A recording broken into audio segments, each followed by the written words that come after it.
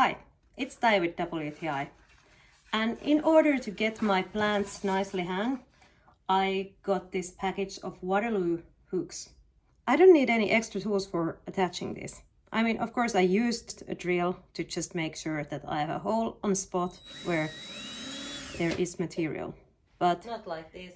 And because the surface of this hook is kind of like a little bit sticky in a way, so it makes sure that whatever you hang on it doesn't slip automatically away from it, so you have feeling that you have extra secure for your hook. And also it's nice because most ceilings are white, and that's why it blends nicely into the ceiling, as you can see right there. So this hook here is the WaterLuu hook, and I can pull, the plant itself is quite heavy already, and I can pull it even more and it stays. And that's because these hooks are told to take 50 pounds of weight, and they are very reliable. So powerful, yet unnoticeable. Remarkable, and in a good way, forgettable.